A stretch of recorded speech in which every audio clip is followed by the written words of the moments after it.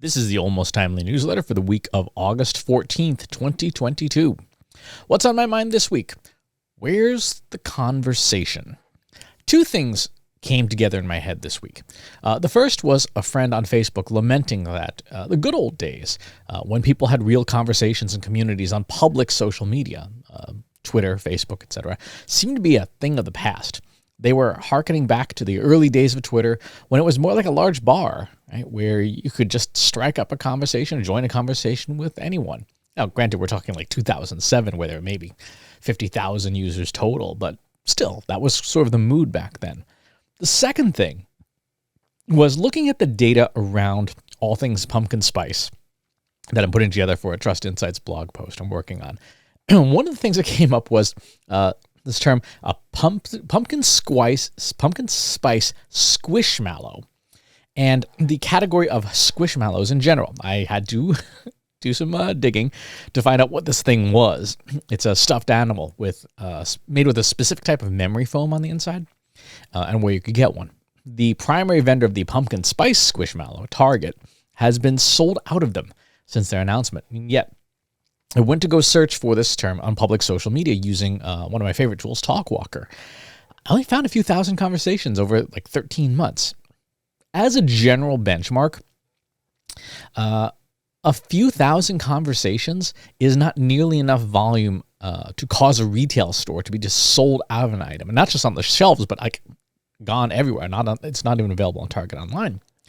So I jumped into a few Discord communities I'm a member of, and I started looking around and asking around. Folks like, hey, does anyone know what this thing is? Have you heard of this thing? Yes, it's a thing. One conversation thread, some folks said, yeah, these are the new Beanie Babies.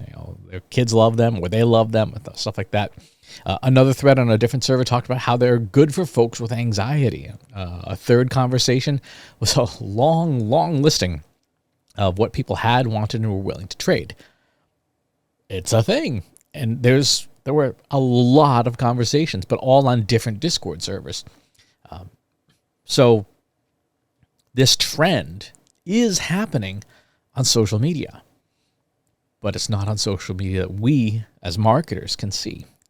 We've talked for a while, probably close to a decade now, about dark social media. This is social media that occurs in private conversations, right? In the early days of dark social, these were group chats on Facebook Messenger, WhatsApp, text messages, group texts, and things like that. These conversations are just conversations that are happening behind closed doors. But now with the rise of insanely popular services like Telegram or Slack or Discord, millions of conversations are happening out of the public eye. Among thousands or even hundreds of thousands of people on all these different servers. And what's more, because of the way, in particular, Slack and Discord earn revenue, like per user fees or server fees, there's no advertising. There's no ad tech. There's no way for marketers to even know what's going on inside these communities except to join them and have a look for yourself. This is the new dark social. Rich, vibrant conversations that are out of the public eye, out of reach to marketers at scale. They're invisible to search engines. They're invisible to public social media. Nobody can see these conversations. Frankly, they're beyond our reach and ability to monetize them. And for anyone to effectively monitor them without deploying massive resources, like hiring thousands of people to join thousands of different Discord servers. Whether it's a group chat on Snapchat or a Telegram channel, an OnlyFans community, the reality is that our audiences and us as people, if we're totally honest, are kind of tired of every single conversational space being invaded by marketing. On every Discord community I'm a member of, there's almost always a rule against spamming, which folks on Discord interpret as any form of marketing. And that can result in your account being kicked and banned on the first offense. I help moderate one community on Discord, a bunch of folks who enjoy reading and writing a certain type of fiction. And that exact definition, any marketing at all, is the precondition for giving someone a boot. Just one strike, you're out. That's kind of awkward if you're a marketer, right? Even in the Slack community that I help run, Analytics for Marketers, right? We prohibit self-promotion except in the designated self-promotion channel because, hey, we're all marketers, right? So we need some place to talk about ourselves. But think about that for a second. Even the marketers don't want marketing invading their community without constraints, without shackles to say, this is the only place you're allowed to pimp your stuff. Step back and look at the big picture.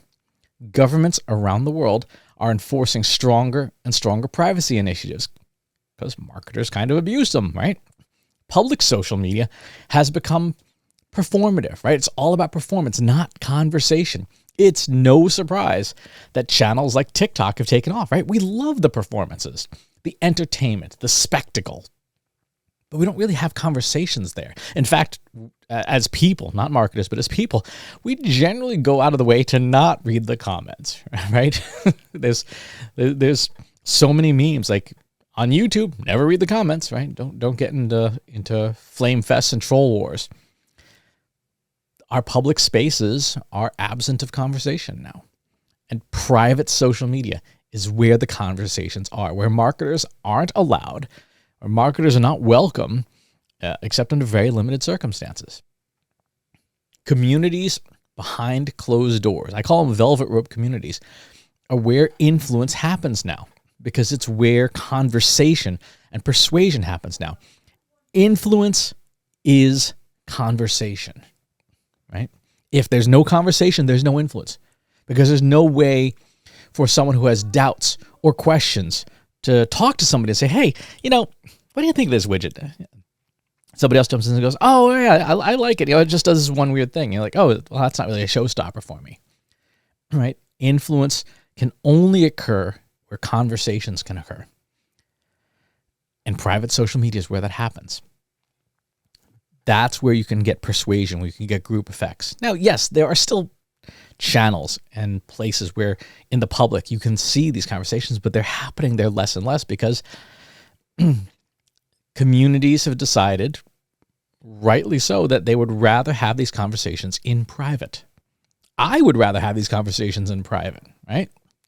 So what should you do as a marketer if you want to keep generating results and if you want social media to be generating results? Two things. One, join relevant communities for your own personal interests, not work-related, and lurk. Watch, observe, study, learn how these velvet rope communities work. Join a Discord, join a Telegram channel, join a Slack instance. And then once you've got the hang of it, you understand the culture, you understand the conversation, then start to participate as a person, not a marketer.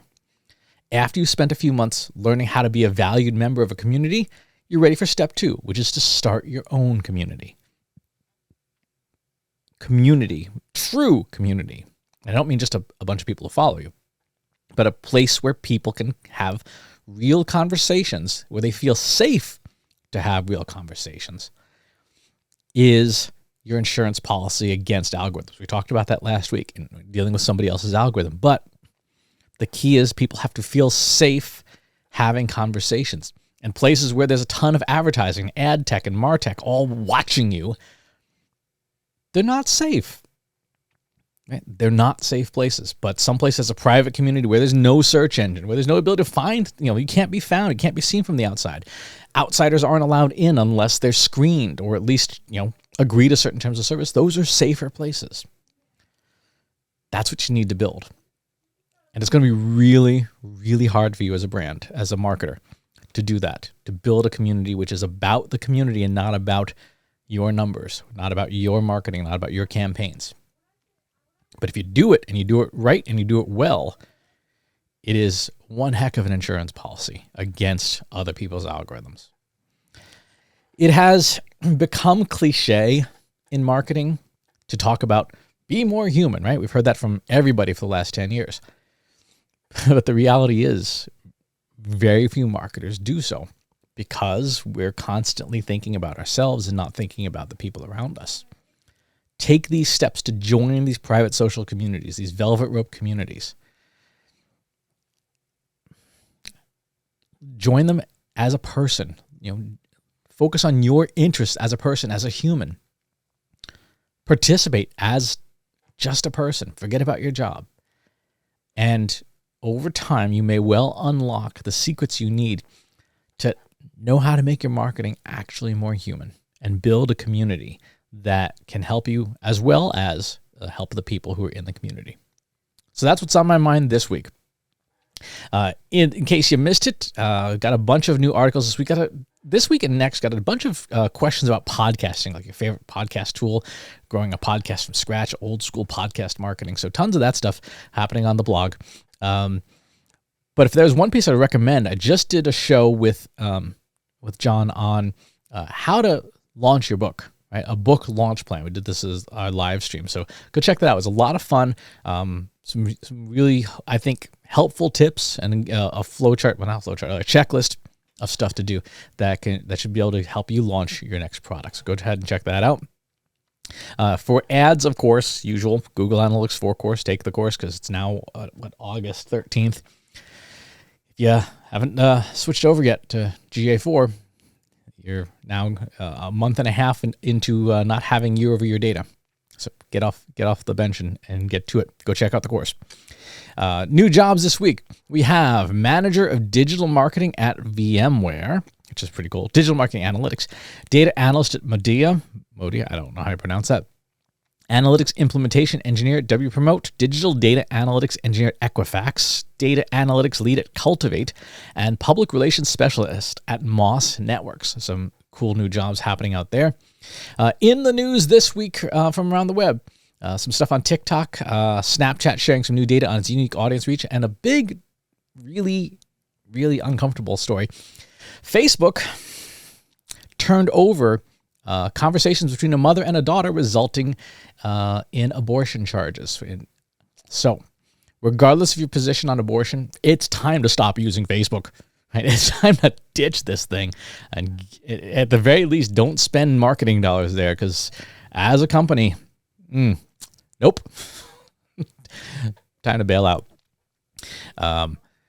More stuff on content marketing, improving your SEO with content briefs and stuff. Let's see what else we got in the news. We have a federal circuit court ruled that AI cannot hold patents. So patents can only be created by humans, so which is a good thing for all of us. And believe me, as a fan of AI, I love AI created works, but having a human being be the requirement for a patent, I think is a positive. Otherwise, the company with the biggest budget for AI is just going to swamp all the patent applications. There'll be nothing left for the rest of us. So got some of that in there. Experiment design for data science. So a lot of good articles worth reading. For events coming up, I have a Site Improve webinar coming up on the 25th. I'm also speaking at the Agora Pulse Agency Summit, so you want to check that out. Content Marketing World in Cleveland in September, Marketing Profits B2B Forum here in Boston in October, and HeapCon in Belgrade, Serbia in November. So lots of the fall calendar is getting full, which I'm happy about. So that's the news for this week. I hope that you are staying safe. I just finished my 8th day of testing after Macon for COVID. Still COVID negative. Still wearing the crazy mask and stuff, which did its job. So as strange as I may look wearing it, if we happen to meet in person, they do a great job. All those heavy duty masks. So if it is a concern of yours, consider purchasing one. That's the news. Thanks for tuning in, and I will talk to you next week. Stay safe. If you like this video, go ahead and hit that subscribe button.